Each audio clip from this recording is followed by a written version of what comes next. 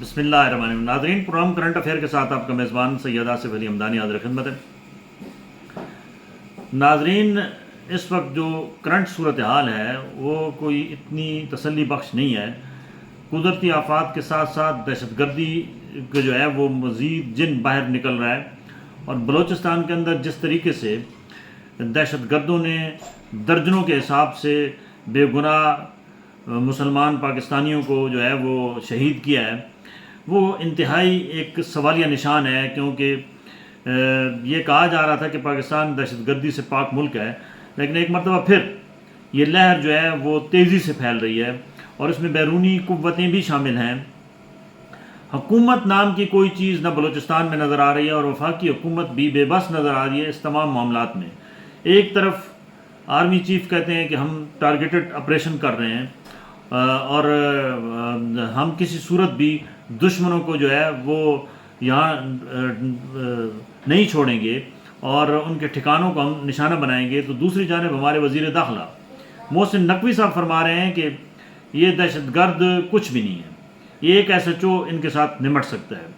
اب نہ جانے کس کی سٹیٹمنٹ صحیح ہے، کیونکہ جو حالات اس وقت جا رہے ہیں وہ انتہائی تشویشناک ہیں.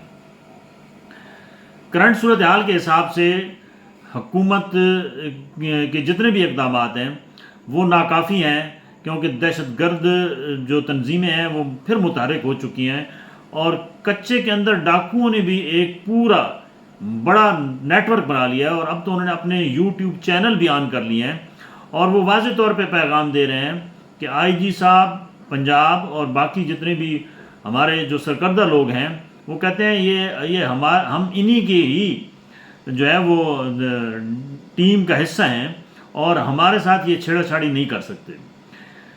دوسری جانب نہتے جو ہے وہ پاکستانیوں کے ساتھ مختلف جگہوں پہ جو وارداتیں ہو رہی ہیں، اسٹریٹ کرائم دیکھ لیں، باقی اوورحال صورتحال دیکھ لیں، تو ملک ہیجانی کیفیت میں جا رہا ہے. اور کوئی یہ بات سمجھ میں نہیں آ رہی ہے کہ حکومتی رٹ کہاں پہ ہے. موجودہ صورتحال کے تناظر میں دو چیزیں جو ہیں وہ بڑی اہم ڈیولپمنٹ ہیں. ایک کہ میاں نواز شریف صاحب موجودہ جو حکومت کی کارکردگی انتہائی اس سے مایوس کن ہیں، اور انہوں نے وطن واپسی کا یعنی کہ انہوں نے لندن واپسی کا پلان جو ہے وہ تیار کر لیا ہے.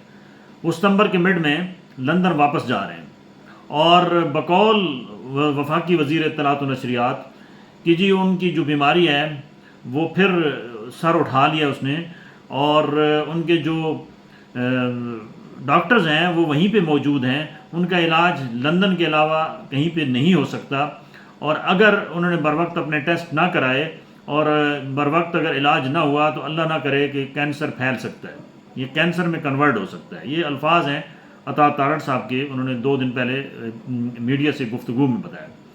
اب میاں نواز شریف صاحب کیونکہ جس مشن پہ آئے تھے وہ مشن تو ان کو جس طریقے سے لایا گیا تھا کہ آپ کو 2/3 اکثریت ملے گی اور شاید آپ ایک طاقتور ترین حکومت بنا پائیں گے، وہ بھی نہ ہوا، کیونکہ رزلٹ بالکل اس کے برعکس آئے، اور وہ سارا جو بھی پلان تھا وہ بھی الٹ ہو گیا.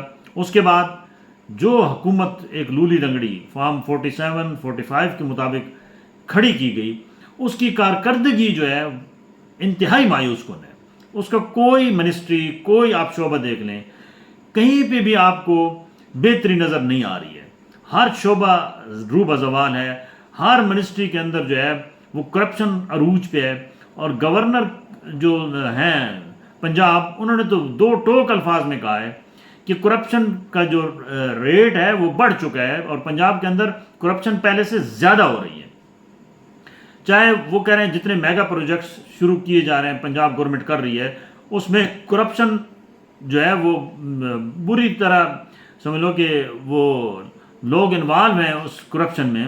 اور انہوں نے کہا ہے کہ بیوروکریسی کے اندر کرپشن ہے، کوئی کام بغیر پیسے کے پنجاب کے اندر نہیں ہو پا رہا ہے، جس سے یہ واضح ہو رہا ہے کہ حکومت اپنی ریٹ بھی ختم کر رہی ہے، اور جتنی بھی اتحادی جماعتیں ہیں وہ اپنی ریپو بھی زیرو کر رہی ہیں.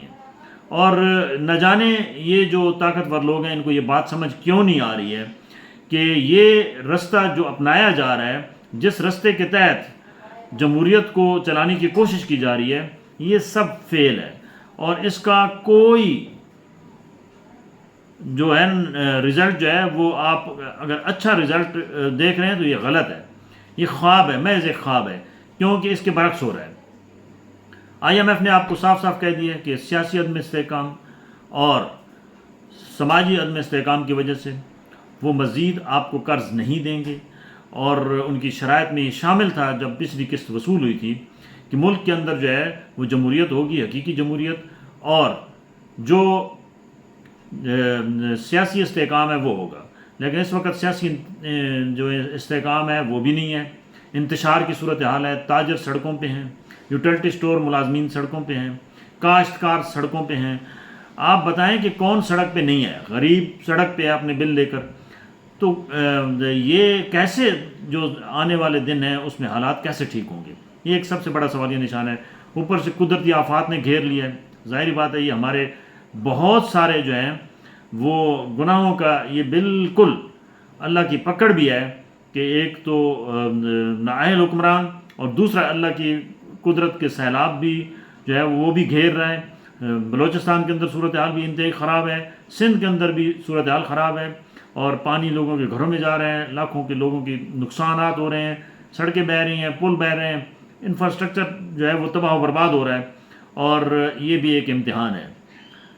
لہٰذا ضرورت اس امر کی ہے کہ حقیقی جمہوریت کے لیے تمام سیاسی جماعتیں جو ہیں وہ متحد ہو جائیں، بصورت دیگر یہ لولی لنگڑی جمہوریت جو ہے یہ کسی صورت بھی عوامی مسائل حل نہیں کر سکتی۔ بہت شکریہ۔